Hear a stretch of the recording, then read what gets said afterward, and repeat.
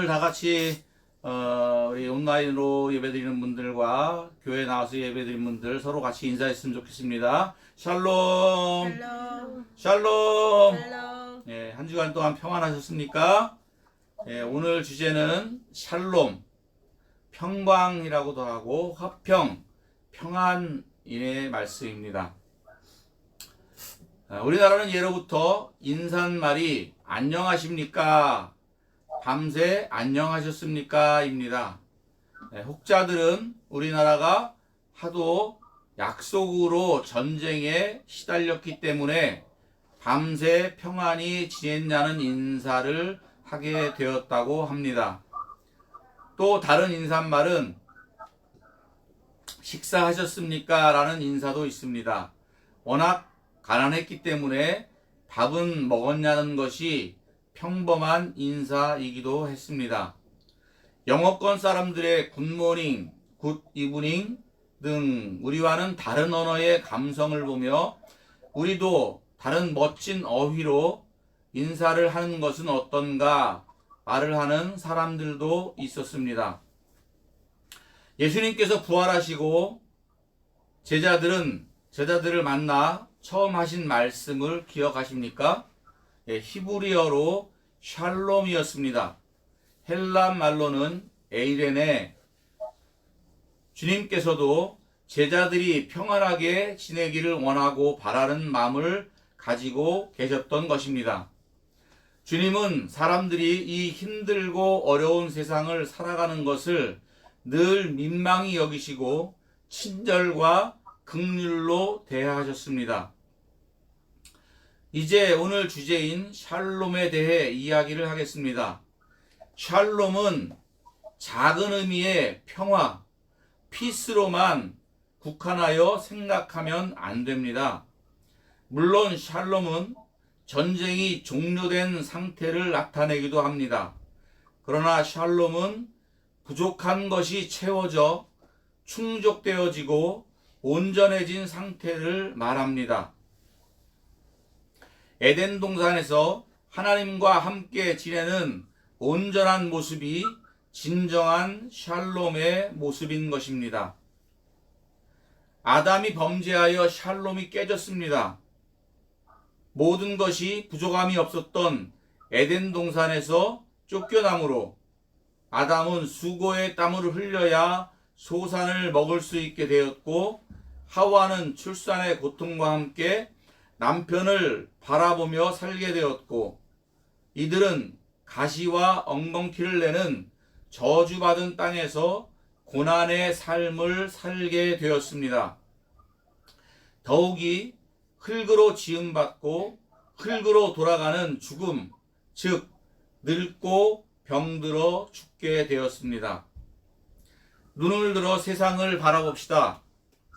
세대 간의 갈등, 남녀의 성 갈등, 계층 간의 갈등, 지역 갈등, 정당과 이데올로기 갈등, 나라와 나라의 갈등, 인종 간의 갈등, 종교의 갈등, 다양한 갈등으로 인한 투쟁과 고통 속에 신음하고 있습니다. 그 어디에도 사랑과 평화는 찾아보기 힘든 세상입니다.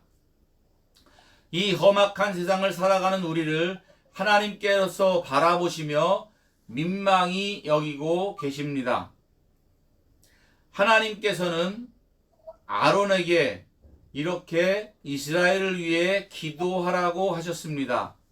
24절 말씀에 여호와는 내게 복을 주시고 너를 지키시기를 원하며 여호와는 그의 얼굴을 내게 비추사 은혜를 베푸시기를 원하며 여호와는 그 얼굴을 내게로 향하여 드사 평강 주시기를 원하노라 할지니라. 아멘.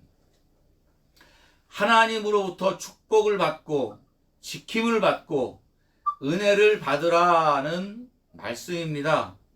하나님의 임재 속에 충족받고 온전케 되는 사람을 위해 기도하라는 것입니다. 저는 여러분들을 위해 이와 같이 기도하길 원합니다. 20여 년 전 개척교회를 하며 성도들을 위해 어떻게 기도할까 생각하다 문득 하나님께서 아론에게 말씀하신 이스라엘을 위한 축복 기도를 생각나게 하셨습니다. 하나님께서는 자기 백성들을 위해 이렇게 기도하라는 것입니다. 여기서 가장 핵심은 평강을 주시기 원하는 것입니다. 저는 사랑하는 우리 새생명교회 모든 가족들이 하나님의 평강을 누리시기를 원합니다. 여러분의 마음에 하나님이 함께 하시면 그 마음에 하나님의 평강이 임할 것입니다. 여러분의 가정에 하나님이 함께 하시면, 여러분의 부대에 하나님이 함께 하시면 하나님의 평강이 임할 것입니다. 하나님의 임재, 하나님의 나라는 평강입니다. 두 눈을 감고 내가 지금 하나님의 품 안에 거하고 있는가를 생각해 보십시오. 그분의 품 안에서 하나님의 평안을 누리시기를 축원합니다. 광야같이 힘든 세상에서 로뎀나무 아래서 하나님의 안식을 경험했던 엘리야처럼 여러분의 영혼에 하나님의 평강이 충만하시기를 축복합니다.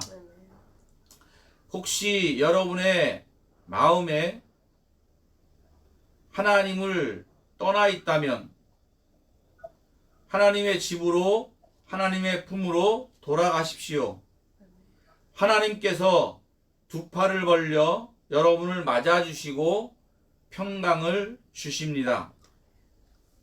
샬롬에 거하기 위해서는 첫째, 하나님과 화평해야 합니다. 하나님께 예배할 때 하나님과 화목해지고 하나님의 평강이 임하게 됩니다.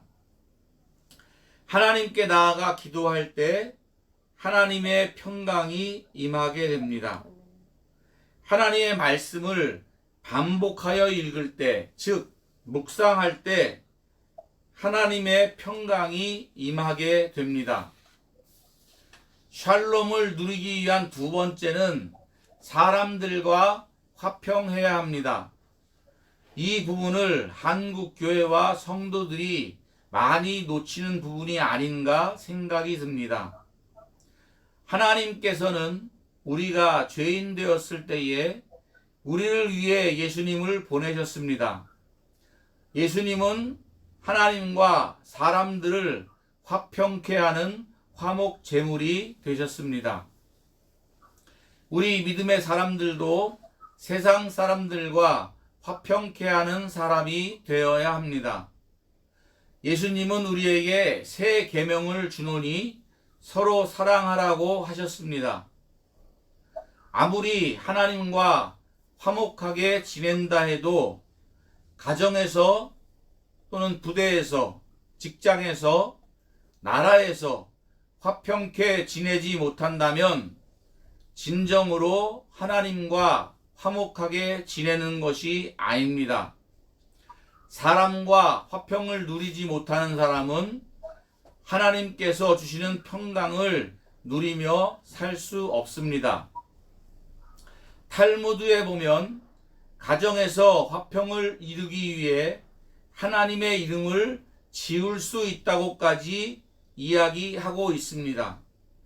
이것은 시기, 다툼, 불화가 하나님의 뜻에 반대된다는 강한 신념을 명시하는 것이라고 랍비들은 이야기하고 있습니다.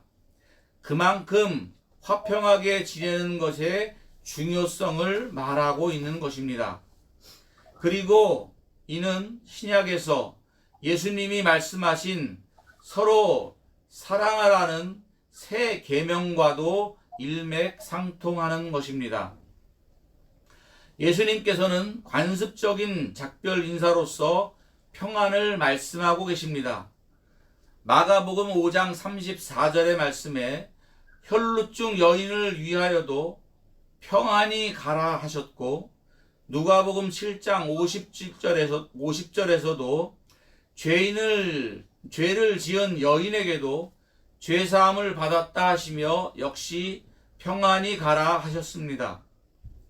또한 제자들에게 어느 집에 들어가든지 그 집을 위하여 평안할지어다 라고 선포하라 하셨습니다. 샬롬은 하나님의 선물입니다.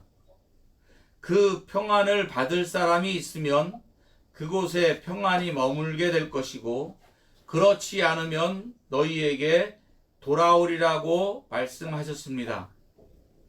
이처럼 주님은 사람들이 평강을 누리며 살기를 바라셨습니다. 다시 한번 저는 목사로서 사랑하는 새생명교회 가족 여러분들에게 샬롬이 임하시기를 선포합니다. 새생명교회 모든 가정과 영혼 위에 평강이 임할지어다. 아멘. 오늘 우리에게 주신 아론의 축복 기도는 하나님의 임재 아래서만 누릴 수 있는 것입니다. 하나님께서 복을 주시고, 하나님께서 지켜주시고, 하나님께서 은혜를 주시어 하나님의 평강이 임하시기를 축복합니다. 아멘. 이것이 바로 임마누엘 하신 주 예수 그리스도의 성령님의 축복입니다. 아멘. 아멘. 네, 다 같이 찬송가 부르시겠습니다. 찬송 412장입니다.